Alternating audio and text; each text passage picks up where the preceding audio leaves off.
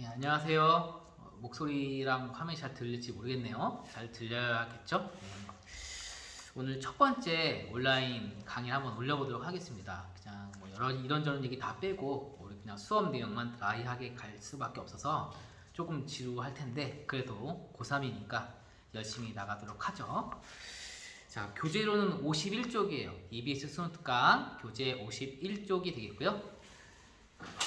어디서부터 보이려나요?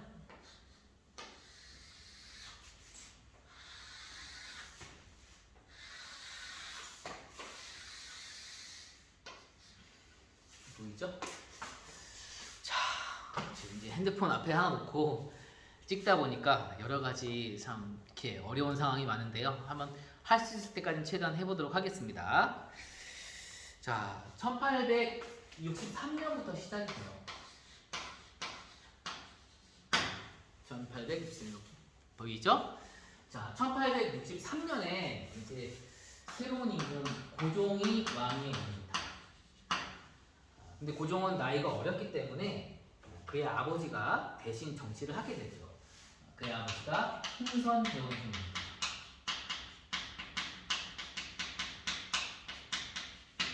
이 고종과 흥선대원군이 집권하는 이 시기, 19세기 후반에는 전 세계적으로 제국주의 물결이라고 하죠. 강대국들이 약소국들의 시장을 개방하기 위해서 막 쳐들어오던 시기예요. 그래서 서구 열강들이 아시아에도 침범을 하고 있던 그 시기고요. 흥선대원군 입장에서는 선택을 해야 하는 시기였어요. 서구 열강에 대해서 문호를 열고 교역을 할 것인지 아니면 그들과 교역을 하지 않고 문을 닫아 거는 채 우리의 가치를 고수해 갈 것인지. 흥선대원군은 그 중에 후자를 선택합니다. 그래서 이 흥선대원군은 흥산수도 거부 정책이라고 하는데요. 외국과의 교역을 막는 그런 방침으로 가게 되죠. 자, 근데 시간이 좀 흘러서 1873년경이 되면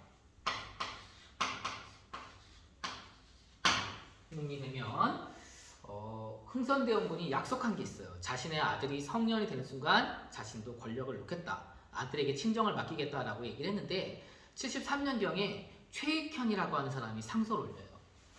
최익현이라는 사람이 상소를 올린다.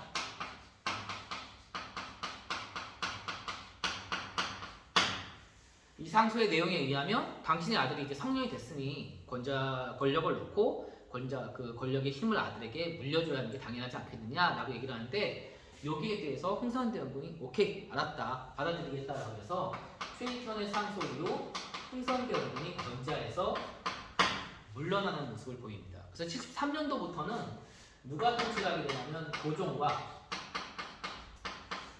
명칭상에 약간 혼란스러움이 있긴 하지만 우리가 통칭 알고 있는 고종의 부인 명성황후가 이 이후에 통치를 하게 됩니다. 근데 아버지이자 시아버지가 추진했던 통상수교 거부 정책은 고종과 명성황후가 볼 때는 시대적으로 맞지 않다고 판단이 됐나 봐요. 특히 명성황후 쪽에서는. 그래서 이 73년도 고종과 명성황후가 권력을 잡는 이 시기부터는 외국의 문호를 닫아가는 것이 아니라 문호를 열어서 교역을 해야겠다. 즉 개화 정책을 해야겠다라는 생각을 하게 됩니다.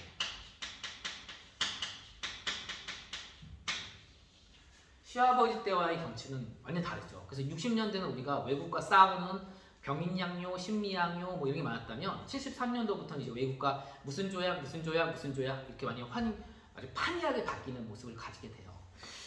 자, 이 개화 정책을 추진함에 있어서 일단 바탕이 됐던 거는 통상개화론자 그의 성장.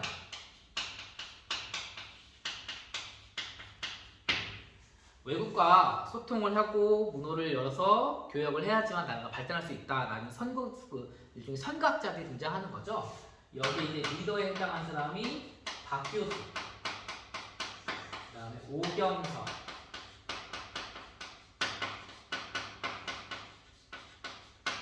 유홍기 이런 사람이 주축이 돼서 통상개화론 이제 외국의 문호를 열어야 한다는 명성황후의 정책을 뒷받침해준 사람들이 성장을 하게 돼요. 리더는 박교수였고요. 박지원의 손자죠. 그리고 오경석, 유홍기는 양반은 아니었어요. 중인인데 오경석은 역관이고 유홍기는 의관이었거든요. 이들이 주축이 돼서 하나 여론을 형성하게 되고요. 이 당시에 문호를 열자라고 하는데 마침 우리나라 옆나라인 일본에서 그 변화의 바람이 우리 쪽으로 흘러들어오게 돼요. 일본은 임진왜란이 끝난 다음에 에도 막부가 형성이 돼서 사무라이들이 중심이 된 세상으로 쭉 막부라는 것이 중심이 돼서 쭉 오다가 미국 페리 제독이라는 사람이 한포외교라고 하는데 대포를 쏘면서 일본의 문호를 열게 하고 거기에 일종의 충격을 받은 일본이 서양식으로 모든 것을 탈바꿈하는 혁명적인 변화를 꾀하게 돼요. 이걸 메이지 유신이라고 합니다.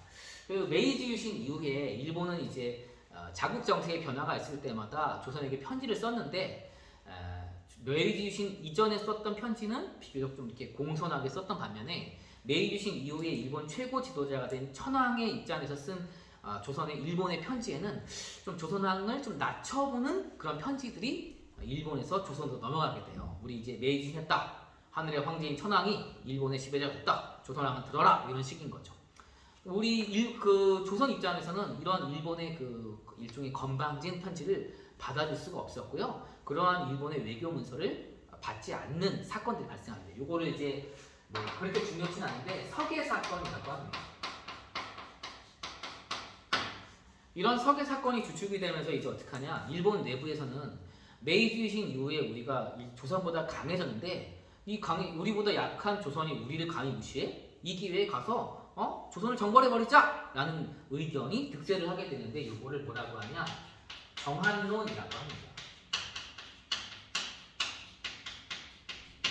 한국을 정벌하자! 이런 얘기가 되겠죠. 자, 이 두 개가 사실 만나는 거예요. 조선 정부는 문호를 열겠다라는 마음가짐이 이제 열리게 된 것이고 마침 문호가 열린 일본 입장에서 볼 때는 조선의 문호를 우리가 열겠다라는 그 둘이 부딪혀서 일어나게 된 사건이 1876년도에 강화도 조약이 되겠습니다.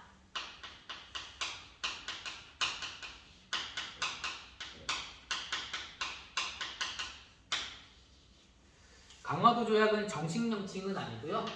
정식 명칭은 조일수호 조규라고 얘기를 해요.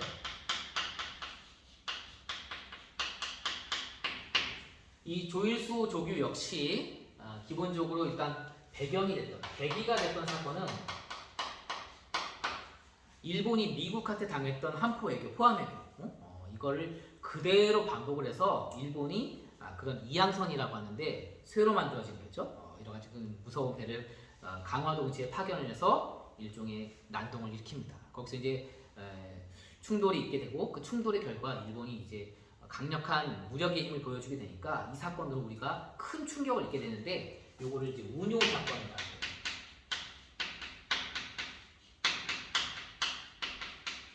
일본배 운요가 우리나라 강화도 근처에 와서 국경을 넘어오니까 우리 군대는 당연히 입장에서는 반응할 수밖에 없고 그 반응에 대해서 일본이 다시 대포로 총격을 가한 거죠. 이 사건으로 이제 사실은 우리 정부가 좀 충격을 입습니다. 75년도에 일어난 사건인데 일본이 아주 막강해진 거예요. 그리고 그 일본의 이제 운요 사건 이후에 우리가 일본에게 너희 그럼 도대체 왜 이 사건을 일으키냐? 우리에게 요청하는 바는 무엇이냐라고 하니까 근대적인 조약을 다시 재설정하고 싶다라는 요구가 있는 거예요. 그래서 강화도 조약을 체결하게 됩니다. 강화도 조약의 내용으로 들어가면요. 제1관 첫 번째 내용은 조선은 자주국이다라는 내용이 들어가 있어요. 선생님, 조약의 내용이 비교적 우리에게 참 좋네요 라고 얘기를 할지 모르겠으나 일본은 이 정한론이 세워진 이후 조선을 정벌하는 게 목표예요. 조선을 정벌하는 게 목표인데 방해 세력이 있어서는 안 되잖아요. 근데 조선은 이미 조선시대 임진왜란 이후 중국의 청나라가 세워진 다음부터 청나라에게 상당히 많은 간섭과 보호를 받고 있었다. 일본은 그렇게 판단을 받고 있는 거죠. 그래서 일본 입장에서는 조선을 점령하기 위해서는 이 청의 간섭을 제외할 필요가 있는 것이고 그래서 이 조선 자주국이라는 조약을 넣은 거예요. 이거는 결과적으로 뭐냐면 청의 간섭을 배제하겠다. 이렇게 보시면 되겠죠. 자, 그리고 이제 이런 되게 소위 말하는 강대국의 입장에서 약소국을 이렇게 조약을 맺어가지고 요청하는 바는 되게 교역이에요. 우리의 우수한 공산품을 너희의 농산품과 바꾸자라는 거죠. 그러면서 이제 조선 너희도 한국을 열어라. 그래서 부산이랑 두 개 항구를 강제로 개항시킵니다. 이런 거죠. 우리도 드디어 외국한테 도시를 열게 되었습니다. 이때 이제 같이 열렸던 곳이 원산과 인천이라는 곳이에요. 자, 여기까지는 그래도 좀 이해할 것 같은데 일본이 이제 무리한 조항들을 요구하기 시작합니다. 그런데 우리가 정부가 또 받아주는 게 문제죠. 첫 번째로는 뭐냐면 이제 해안 측량권 이런 게 있어요. 해안 측량권 여기가 이제 교재에 밑에 있고요. 우리나라의 해안을 외국이 측량할 수 있게 놔둔다는 얘기는 우리의 바다에 일본 해군이나 일본 세력이 근접할 수 있게 또 우리의 지하자원을 마음대로 뺏어갈 수 있게 맡겨버리는 거거든요. 이거 쉽게 넘겨주면 안 되는 권한인데 일본한테 넘겨줬어요. 근대적인 조약을 우리나라 정부가 철저히 준비하지 못하고 있었음이 보여지고 있죠. 자, 그 다음에 영사재판권.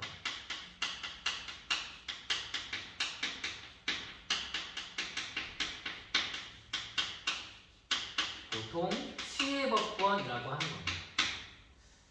요거는 부산, 원산, 인천이 개항이 되면서 일본인들이 거기 와서 거주할 수 있게 되었거든요. 이 거주하게 된 일본이 여기 우리나라 본토에 거주하고 있는 조선인들과 문제가 발생했을 경우 사실은 우리나라에서 일어난 일이기 때문에 우리나라 사법기구에서 재판을 해야 함에도 불구하고 그렇게 하지 않고 일본 본토로 돌아가서 일본에 의해서 재판을 받게 하겠다. 이것도 사실 말이 안 되는 조항이에요. 이런 조항들, 특히 해안측량권, 영사재판권 이런 조항들을 봤을 때 이 조약은 명백한 불평등 조약, 이미 보여지고 있죠. 그래서 강화도 조약은 사실 우리에게 씁쓸한 조약, 최초의 근대적인 조약. 그래서 새로운 세상을 열어가는 것 같은데 그 첫 번째 단추가 제대로 맞춰지지가 않은 거죠. 자, 여기는 따라서 이제 성격을 좀 살펴보게 되면요. 어쨌든 외국과 하여튼 최초의 근대적인 조약이라는 점. 그래서는 영양가를 가지나 이 불평등 조약이라는 점에서 씁쓸한 맛을 남기고 있다. 이게 76년도 초반에 이 조약이 맺어지고 나서요. 이게 이제 일종의 커다란 틀을 제시한 것이고 이 틀 밑에 여러 세부 사항들을 규정해 놓은 부속 조약이 그의 말에 또 체결이 됩니다. 자, 여기 이제 부속 조약이 체결이 됩니다. 부속 조약. 이게 조일수, 조규가 정식 명칭이라고 했죠? 여기 조일, 수호, 조규, 도록이라고 하는 게 체결이 돼요. 자, 여기서 이제 좀 눈여겨볼 만한 내용은 크게 두 가지 정도인데요. 우리 부산, 원산, 인천 세 개 항구를 개항을 했잖아요. 여기 일본인들이 건너온 것이고, 그럼 우리나라 땅에 일본인들이 건너왔으니까 우리나라 땅이니까 여기서 이뤄진 상행위에는 우리나라 돈이 사용되어야 함에도 불구하고 그렇게 하지 않습니다. 개항장 열린 항구에서 일본 화폐를 사용하는 것을 허용했어요. 이것 역시 참 잘못된 부분이죠. 그쵸? 자, 그리고 일본인이 그 세계 항구로 왔을 때 여기 그 세계 항구 전체의 영역에 살 수 있는 것은 아니고요. 일본인의 거류지를 설정해줘요.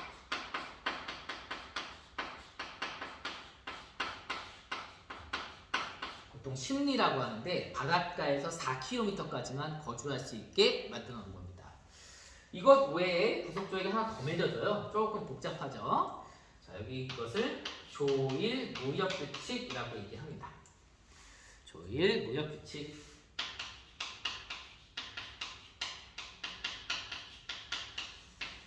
자, 이 당시 일본은 메이지 유신을 통해서 모든 산업 부분에서도 사실 산업혁명 같은 그 서양의 모습으로 변해가는 것들을 보이는데 그러다 보니까 농촌의 많은 인구가 공장이 있는 도시를 향해 가는 이촌향도 같은 현상들이 일어나기 시작해요.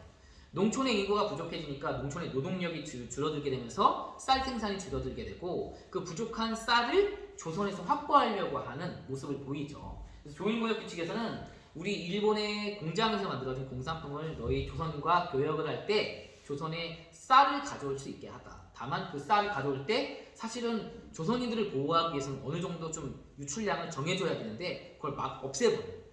양국의 무제한 유출. 무조건 가져갈 수 있다. 양국의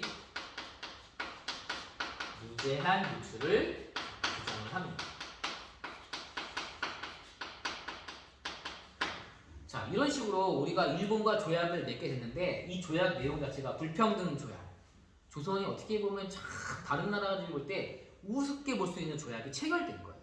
이 이후에 서양의 많은 국가들이 이제 조선이라는 시장을 엿보기 시작해요. 아, 조선 만만한데 우리가 한번 접근해 볼까? 그래서 서양에서 이제 처음 접근한 곳이 1882년도에 접근한 국가가 미국입니다. 이 미국이 접근해서 맺은 것을 조미수호 통상조약이라고 합니다.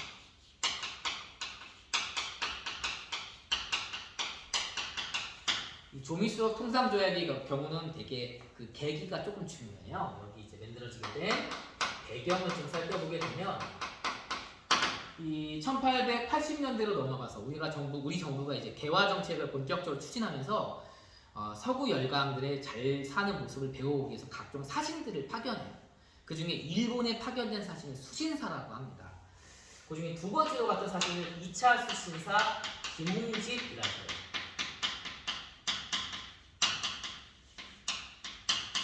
이 2차 수신사 김웅집이 일본으로 갑니다. 일본으로 가서 일본에 가서 누굴 만나냐면 중국 청나라에서 온 외교관을 만나게 돼요. 이 청나라 외교관의 이름을 뭐라고 하냐?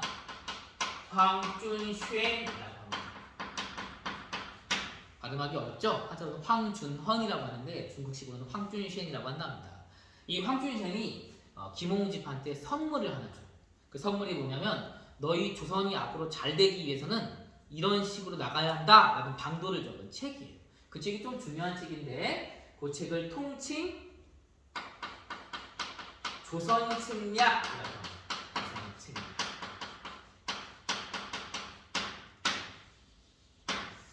중국이 우리를 위해서 준 책인데 사실은 중국의 입장이 좀 반영된 책이에요.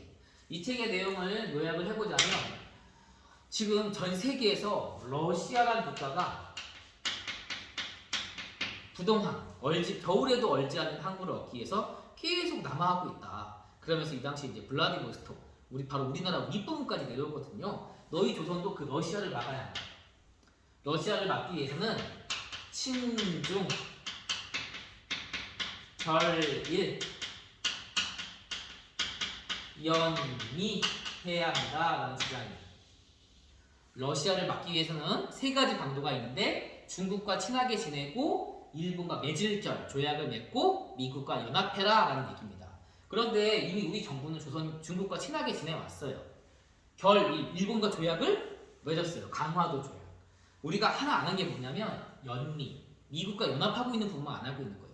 이 책이 80년도 초반에 이제 우리나라에 유입되고 나서 엄청나게 큰 반향을 일으키면서 이 책대로 가야 한다는 여론이 크게 득세를 하게 돼요. 그래서 연미론이 힘을 얻게 되고 그 연미론을 바탕으로 해서 체결된 조약이 조미수호 통상조약입니다. 이 조미수호 통상조약의 내용을 살펴보게 되면요, 역시 영사재판권이 들어가 있습니다.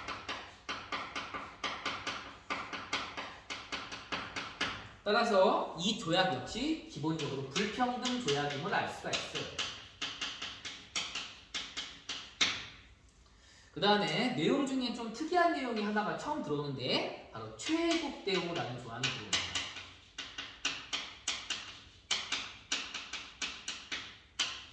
일종의 맞는 키예요. 최대 혜택을 자동적으로 적용해 주는 거예요.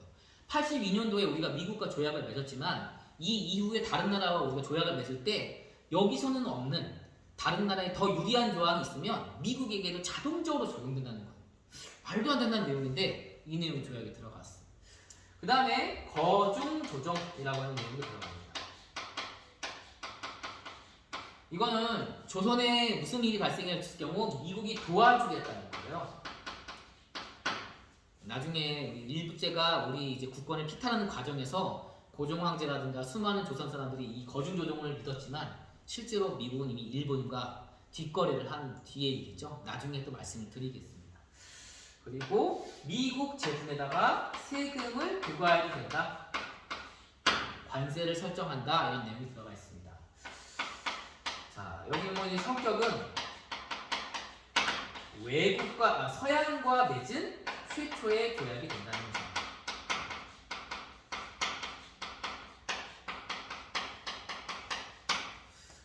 필기 내용이 좀 보이겠죠? 이렇게 73년도에 고종과 명성황후가 권력을 잡고 나서 우리는 일본, 미국 등과 수교를 하기에 이르고요. 그러면서 문화를 이제 개항을 하고 문물을 교류하기 시작해요. 이러한 일련의 흐름들을 우리가 통칭 뭐라고 하냐? 아까 제가 언급했듯이 개화정책이라고 합니다.